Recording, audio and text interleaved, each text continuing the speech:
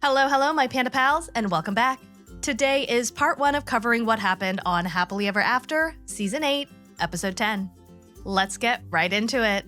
Sit down, buckle up, and let's go for a ride. Starting off with Sophie and Rob.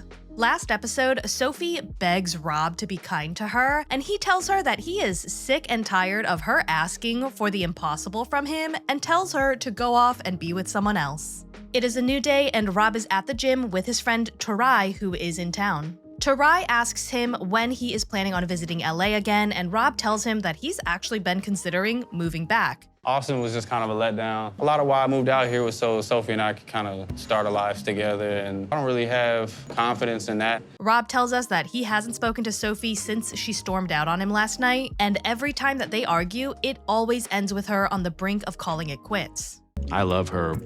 No, you don't. You do not tell someone that you love that they deserve to eat shit. The more you f*** off our relationship, the worse it's gonna be when you finally come home. You gonna have to eat some shit. You don't tell someone you love that you aren't an asshole, because if you were, you would be physically abusive towards them. If I was an asshole, I'd be whooping your ass right now telling you you ain't going nowhere. But no, I'm letting you go. Rob tells us that this feels less like a marriage and more like just a toxic girlfriend-boyfriend relationship, and he is absolutely sick and tired of it. What is crazy to me is that Sophie has consistently been asking for one thing. Why can't you just be nice, and we're good? That's it. She just wants him to be nice to her. And I know some people are probably gonna be like, but he has been nice to her. Remember that time he wrote her that lovely poem and bought her those roses? And to that I say, doing nice things for someone is not the same as being a nice person. Rob uses kindness like a tool, like a means to an end. He's nice to Sophie when he needs her to forgive him, or when he needs Sophie to let something shitty he did slide, or when he needs Sophie to just shut up so that he does not have to deal with being held accountable for his actions. Where is she staying? Like, where is she staying? Staying at her friend Kay's house. That's crazy. Like, what can I do? Might I suggest being a nice person, treating her with kindness, not threatening physical violence towards her? These are just off the top of my head.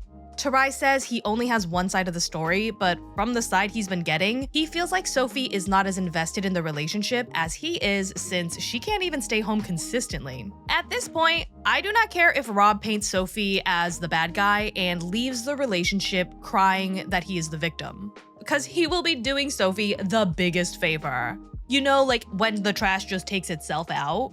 Rob goes on to tell Tarai that he and Sophie have not been intimate for months. Do you think, like, she's stepping out? Like, you think she's getting that elsewhere?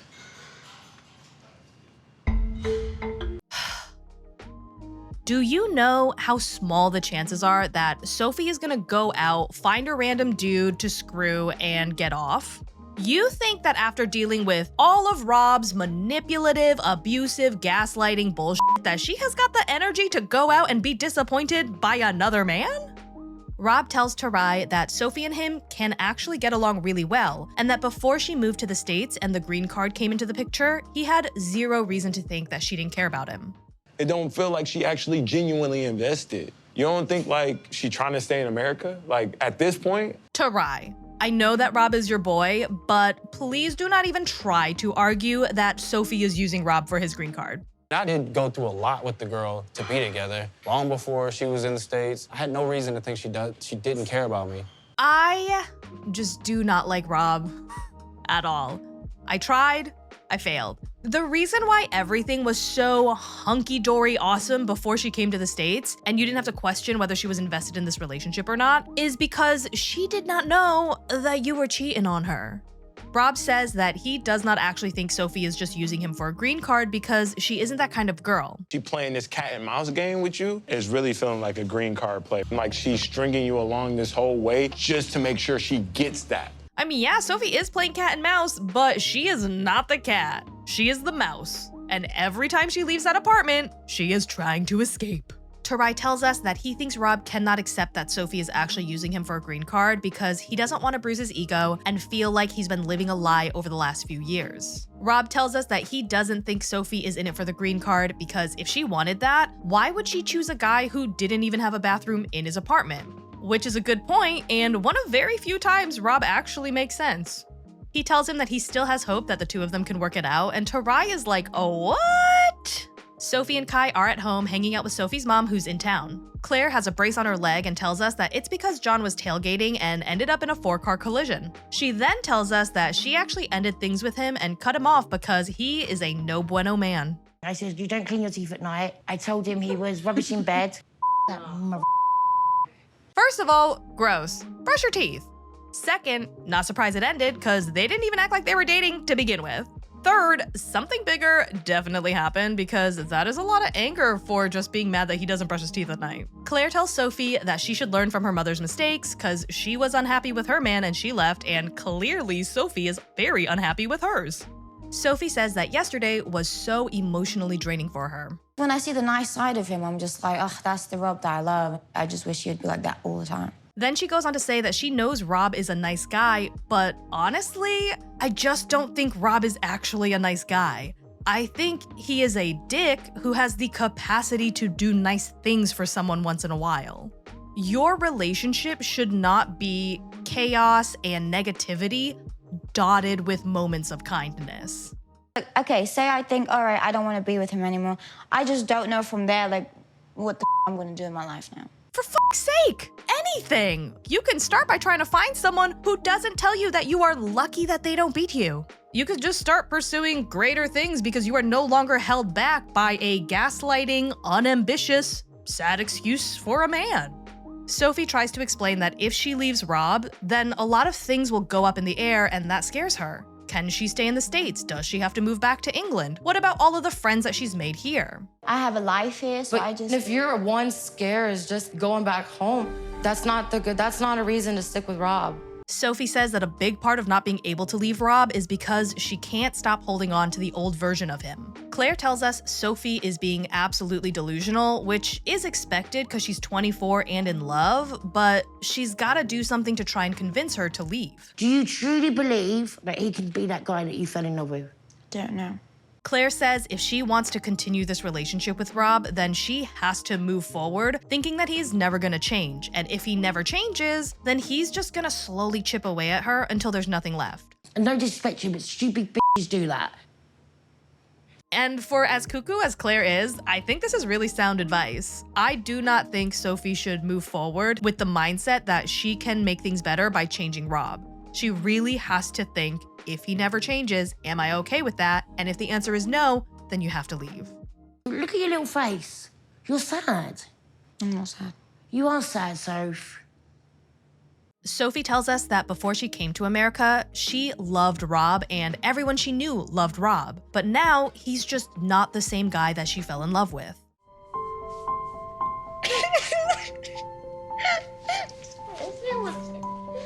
Moving on to Jasmine and Gino. Last episode, Jasmine throws a smoothie and a hissy fit, calling Gino a financial control freak when he fails to pay for her pageant registration fees. It is the next day and Jasmine and Gino are heading out to meet his family for their annual family reunion. Jasmine hasn't spoken to Gino since storming off last night, and he asks her to be civil just for today so that they can keep things pleasant for the family. You're not planning acting like this at the reunion, are you? Ignoring me? What? She tells him that he needs to apologize for calling her insane and crazy, and he is like she needs to apologize for yelling and screaming at him and then ruining his new shoes. Jasmine says she did not throw the smoothie at him, she threw it on the ground and he just happened to be in the way. That's unacceptable behavior. That's not how a woman acts. Jasmine grows more and more frustrated as she tries to explain that she feels like she is absolutely powerless in this relationship, and Gino tells her that he does so much for her and she needs to start showing her appreciation. Jasmine takes another deep breath so she does not end this man and tells him that if he uses the word appreciate one more time, she's gonna absolutely lose her mind. I don't know what he wants me to do. Make a monument in the house, put candles and pray him? Honestly, this is ridiculous. Jasmine tells us that Gino needs to appreciate her more because she does so much for him, like cleaning the house and cooking his meals. But he doesn't because he thinks those are her obligations to him as a wife. She tells us she left her beautiful country with gorgeous weather, her friends and family, to live in this shithole with this fucking asshole. You carry up that. I'm not carrying. I need you to help me. Can you help me? No. Yeah, it's pretty sad. The two make it to the family reunion and enjoy in the live singing that happens every year. Jasmine knows Uncle Marco, says that she loves him, and he goes ahead and introduces the rest of the family. This is Dana, this is Tony, this is Tony, and this is Anthony, Tony for short. How many Tonys in the family? A lot. Jasmine tells us that things with Gino's family used to be super tense, but have gotten a lot better since the wedding, and she is a lot more comfortable speaking with them. They all sit down to eat and they ask her how she's been doing, and she tells them about her decision to enter a beauty pageant. And everyone is like, "Oh, that is awesome, you slay, you go girl." And she's like, "Yeah, but Gino said I can't do it," which is like really cruel if you ask me. And Gino is like, "Again, I did not say you couldn't. I said we need to see if we can swing the money." How much is it? $1,200. Okay. That's not too bad, Gino. Okay, then you pay for it, ma'am. Jasmine starts to air their dirty laundry, and Gino is like, could you not? And Jasmine is like, "No, we have to be honest with your family because then we can get their honest perspective and feedback."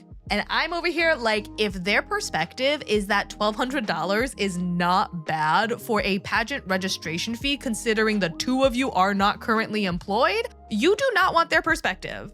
Their perspective is wrong. Jasmine says that she used to be super independent in Panama, and now she feels like a teenager always having to ask Gino for permission to do something, go somewhere, buy something, blah, blah, blah, blah, blah. Gino's family sides with Jasmine and says that it's kind of sad that she can't do anything or go anywhere, and Gino is like, I drove her to the movies the other day, and I drive her to the gym every single day, and that is a lot of work. Taking her to the gym is not that big of a deal. It's a big deal for me because it's a lot of driving back and forth. But you're not working. That's what you stayed home for. Dana tells us that she's so frustrated with Gino because he told everyone he took time off specifically so that he can spend time with Jasmine, but the reality is that he wanted to stay home to play fantasy football and do whatever the hell else it is he wanted to do without her. She says that Jasmine is telling him the problem, but he's choosing to ignore it and not do anything about it. Jasmine says that Gino's attitude has changed since coming back from Miami, and Gino tells her that this is absolutely not true. He goes on to say, Jasmine says so many hurtful things to him, and this is why they are having intimacy issues. I don't want to be affectionate with someone like that, so it has not been good. To talk about our sexual issues? Shut the up. Uncle Marco tells them that they are clearly aware of their issues, and now they kind of have to decide whether they are going to deal with it or walk away. The pair head home, things are super awkward. Jasmine tries to break the tension by saying that she enjoyed the family reunion. And Gino says that he thinks it could have definitely gone better. He tells her he did not like having their private affairs aired out in front of everyone, and Jasmine tells him that it's about high time that his family finally gets to see who he really is. Gino is trying to blame me for telling his family about a lot of our problems, but he is the one who mentioned our sexual life.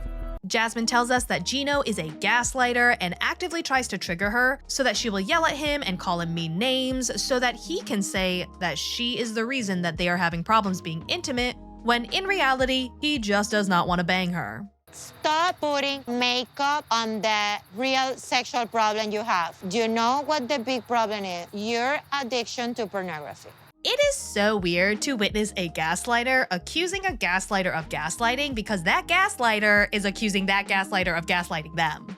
Gino calls Jasmine a liar, liar, pants on fire, and tells us that, yeah, he does watch porn, but he is not addicted to it. She just wants to find something else to blame their issues on so that she does not have to take responsibility. Gino walks away saying that this is just a ginormous waste of time, and he heads back inside. And that, my Panda Pals, is all I have for you today. If you enjoyed this video and you are not yet subscribed, please do consider subscribing and giving this video a big fat thumbs up. I hope to see you guys next time, and as always, thanks for not letting me ride this train wreck alone. Bye!